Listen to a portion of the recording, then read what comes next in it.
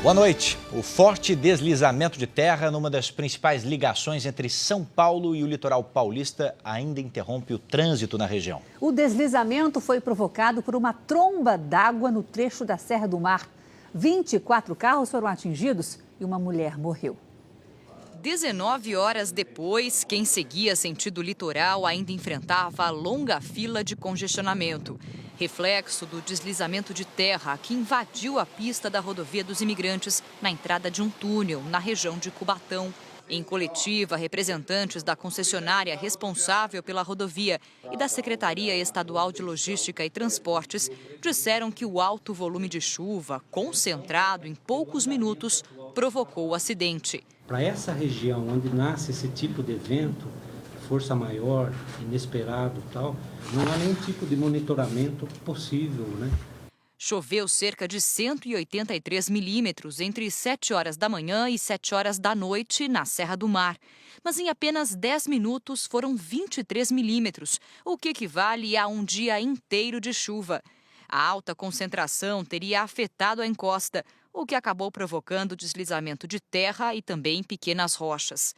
No fim da manhã ainda havia muita lama, entulho aqui próximo à entrada do túnel, onde aconteceu o deslizamento ontem no fim da tarde. Equipes de limpeza trabalham a todo vapor. O governador do estado, Geraldo Alckmin, também passou por aqui e disse que, além da limpeza, o mais importante é uma vistoria técnica, que vai garantir a liberação da pista e, claro, a segurança do usuário. Verificar se não houve dano em túneis, pontes e análise do maciço aqui da serra, para avaliar a questão de segurança. Ontem o cenário era de destruição. Essas imagens mostram muita terra, pedras e galhos que tomaram a pista. Vários carros ficaram amontoados ou atolados na lama. Alguns tentaram voltar de ré. A concessionária informou que 24 veículos foram atingidos. A motorista Lilian Aparecida de Souza, de 43 anos, que saiu do carro na hora do deslizamento, acabou arrastada pela enxurrada. Quando ela tentou sair do veículo, ajudada por um outro motorista que tentou segurá-la pelo braço, mas um tronco de árvore veio, bateu no peito dela e arrastou-la para debaixo de um veículo. E um temporal também provocou a morte de uma menina de 11 anos em São Sebastião, litoral de São Paulo. Ela foi levada, assim como esta mulher, pela enxurrada. Em Cubatão, a chuva provocou destruição. Centenas de famílias tiveram que deixar as casas. Foram 4 horas de chuva e o principal rio de Cubatão transbordou. Um bairro inteiro ficou embaixo d'água. Os moradores que deixaram as casas enfrentaram a enchente em busca de abrigo. Hoje, o cenário na cidade era de destruição. Mais de 300 pessoas desabrigadas. A maioria perdeu tudo o que tinha. 5 anos eu moro aqui, tinha tudo. Se vocês quiserem ver lá, não tem nada, é isso aí. Carros, móveis, árvores, tudo foi arrastado pela água. Foi muito rápido, foi questão de 5 minutos para encher a minha casa. Na rodovia dos Imigrantes, a noite foi de angústia para os motoristas vítimas do deslizamento de terra. Muitas famílias ficaram presas nos carros à espera de ajuda. Nenhuma alimentação, água, tá faltando, tá muito difícil. Alguns passageiros abandonaram os ônibus e foram embora a pé. O caos de ontem refletiu diretamente na vida do motorista que precisou subir a serra hoje. Apesar de todos os alertas da concessionária que administra o sistema Anchieta Imigrantes, que pedia para as pessoas evitarem sair do litoral e ir para São Paulo, não teve jeito. Olha só, agora são 11 horas da manhã e a fila de veículos aqui nesse trecho da rodovia Anchieta já passa dos 20 quilômetros. Durante todo o dia, os motoristas precisaram de muita paciência. Demorei quase 10 horas para chegar a Santos. Eu dormi 1 hora aqui no caminhão. 10 horas leva 1 hora sem trânsito. E há 1 ano e meio, o mau tempo também provocou um engavetamento com 300 veículos na rodovia dos Imigrantes. As batidas aconteceram em sequência num trecho de 2 quilômetros no sentido São Paulo, na altura de São Bernardo do Campo. A neblina teria atrapalhado a visibilidade dos motoristas. Um caminhoneiro morreu e dezenas de pessoas foram levadas para o hospital. Foi um dos piores acidentes registrados na rodovia dos Imigrantes. Mais 3 médicos foram presos suspeitos de envolvimento nas mortes de pacientes na UTI de um hospital em Curitiba. E, segundo a polícia, o ex-chefe do setor não tem especialização em UTI. 4 mandados de prisão foram expedidos neste sábado. Os anestesistas Edson Anselmo da Silva Júnior, Maria Israela Bocato e Anderson de Freitas, que trabalhavam na UTI do Hospital Evangélico, foram presos. Uma enfermeira que não teve o nome revelado está foragida. Estou com consciência tranquila, não tenho nada a temer. Eu sou homem de bem dentro daquele hospital. Todos eles eram chefiados pela médica Virgínia Soares Souza, que está presa desde a última terça-feira sob a suspeita de acelerar a morte de pacientes do SUS com o uso de procedimentos médicos para liberar leitos. Segundo a polícia, a médica exercia a chefia da UTI, mas não era especialista na área. Por isso, quem assinava por ela como chefe da unidade era outro médico. Em frente à delegacia, familiares dos médicos questionavam as prisões e defendiam a ex-chefe da UTI. Que ela ensinou muito para ela, que tudo que ela sabe hoje se dá à doutora Virgínia. Durante os depoimentos, nenhum dos médicos contou os detalhes do que acontecia na UTI. A ordem da defesa é que todos permaneçam calados, porque não se tem conhecimento do que está sendo feito em matéria de provas. A defesa de Gil Rugai começa segunda-feira a trabalhar no recurso contra a decisão que o condenou a quase 34 anos de prisão ontem à noite em São Paulo. Ao ditar a sentença, o juiz traçou um perfil de Rugai. Nesse contexto fático-jurídico, aponta cuidar-se de pessoa extremamente perigosa. E para o crime de duplo homicídio por motivo torpe, uma pena nada branda. Total, assim, de 33 anos e 9 meses de reclusão. Mas ao final dos 5 dias de julgamento, Gil Rugai deixou o fórum em São Paulo sem algemas e em liberdade. Procuramos o ex-seminarista na casa da avó materna onde estava morando na zona oeste de São Paulo.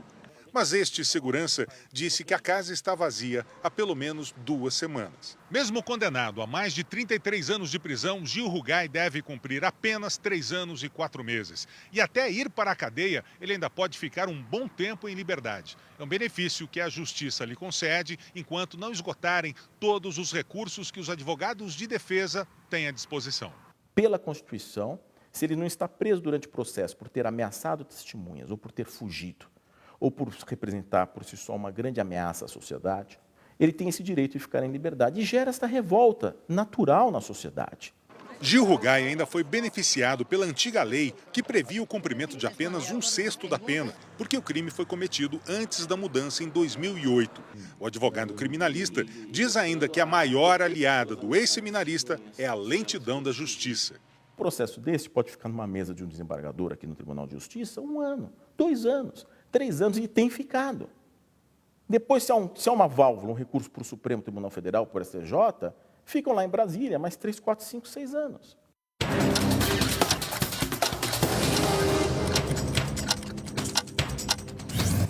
Em São Paulo, um jovem que dirigia visivelmente embriagado perdeu o controle da direção, bateu neste carro e fugiu, mas foi perseguido por policiais e preso. Depois pagou fiança e foi liberado. 2 pessoas ficaram feridas no acidente.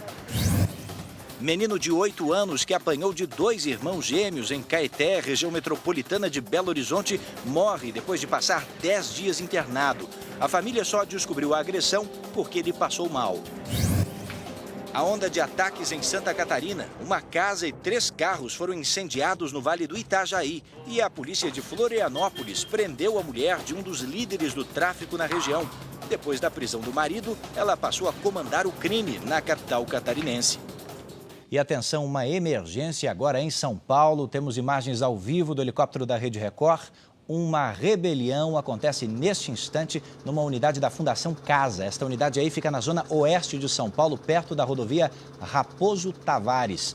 Os menores que estão lá dentro colocaram fogo em mesas e cadeiras, isso perto das portas de entrada, dificultando enormemente a entrada de qualquer funcionário ou mesmo da polícia. As informações de que 4 funcionários estariam sendo feitos reféns neste instante. A unidade tem capacidade para 40 adolescentes.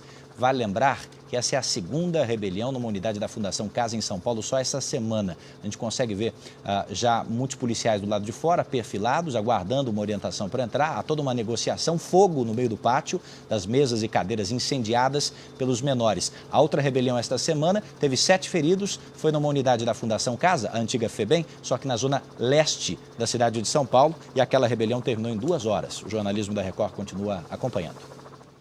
E um tiroteio matou uma aposentada e deixou 3 feridos na Ilha do Governador, no Rio de Janeiro.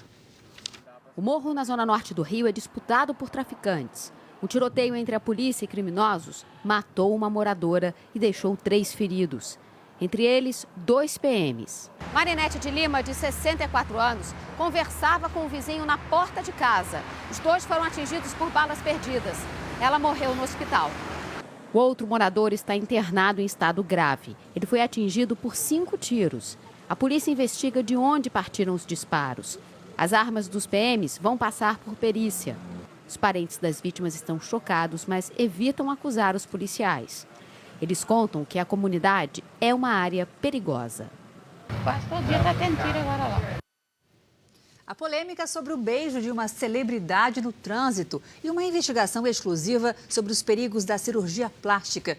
Você vai ver amanhã no Domingo Espetacular. Olá! Nossas câmeras invadem o feirão das plásticas. Você vai ver como as cirurgias estéticas viraram comércio com preços baixos e vendas a prazo.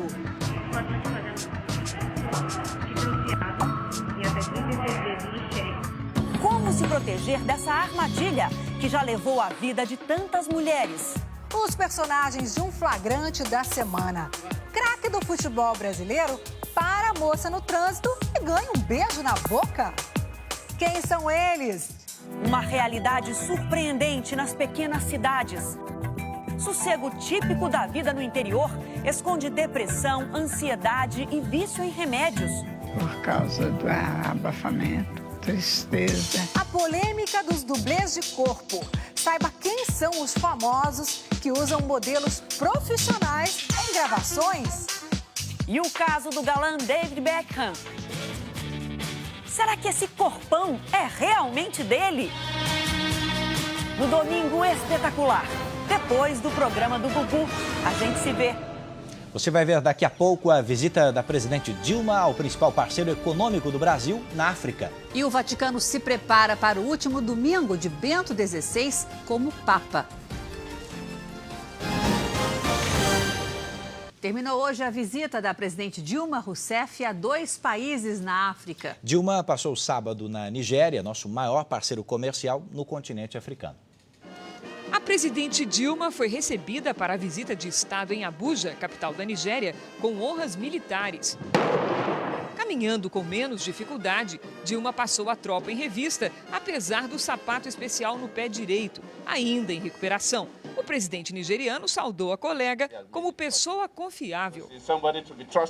Os 2 países acertaram formalmente manter encontros anuais para cooperar em áreas como transmissão de energia, agricultura e medicamentos. Dilma nega que o Brasil seja recebido como primo rico pelos africanos. Nós queremos uma parceria em igualdade de condição, uma parceria que leve ao desenvolvimento e à melhoria de vida. A reaproximação promovida pelo governo Dilma ainda trará a presidente à África outras 2 vezes só neste primeiro semestre.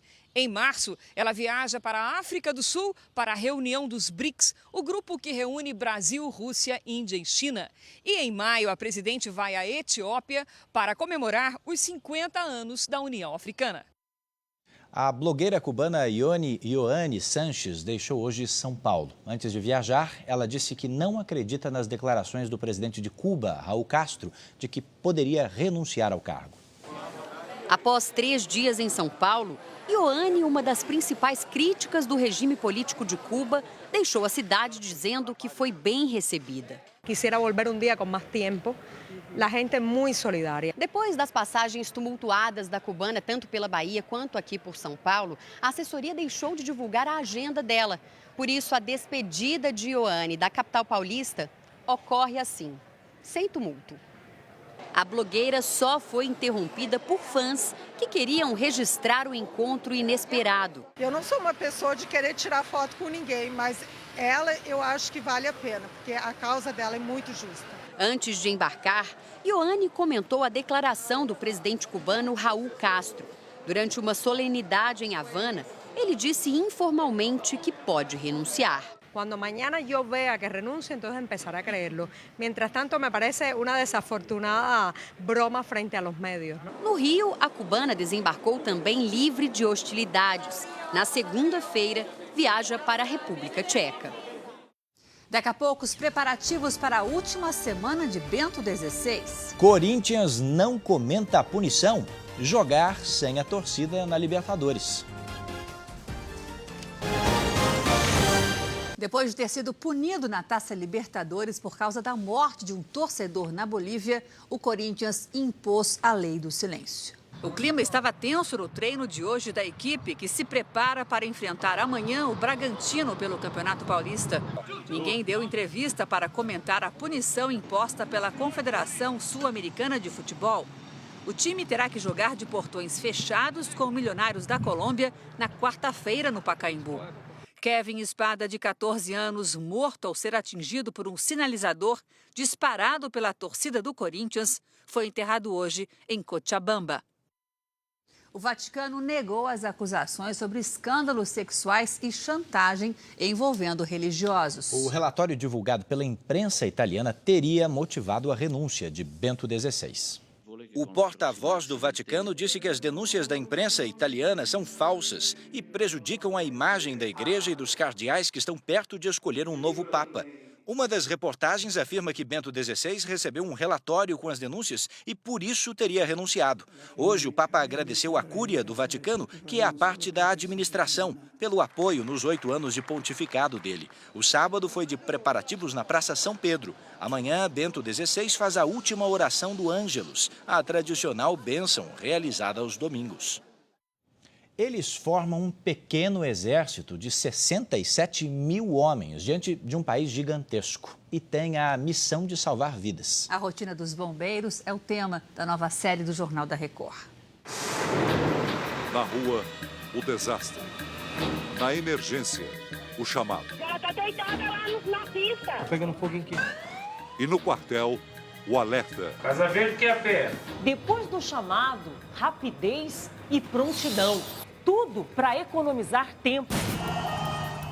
E a gente acompanha agora mais uma ocorrência. Na maior cidade do país, bombeiros correm para resgatar a vida. Sem saber o desafio que vão enfrentar. Vai! Acompanhamos o difícil treino dos cães de salvamento. Obrigada, Jade. Como trabalha o maior efetivo de bombeiros do país. A ambulância está atravessando aqui, ó, por cima da calçada. E a batalha pelo salvamento nas ruas. Veja na nova série especial do Jornal da Record, Heróis em Ação. A primeira-dama dos Estados Unidos dança na TV americana. Michelle Obama participou de um programa de entrevistas e apresentou um clipe gravado com um apresentador vestido de mulher. Ela caprichou na coreografia inspirada na cantora Beyoncé. Michelle desconversou sobre uma futura candidatura em parceria com Hillary Clinton para 2016. E com bom humor, disse que pensa em se candidatar para apresentar um programa de televisão. E com a franjinha que a Ana Paula Padrão adora. Simpática. Né? O Jornal da Record está terminando. Outras informações amanhã, no Domingo Espetacular. Fica agora com a segunda parte do Melhor do Brasil. Uma boa noite a você. Boa noite.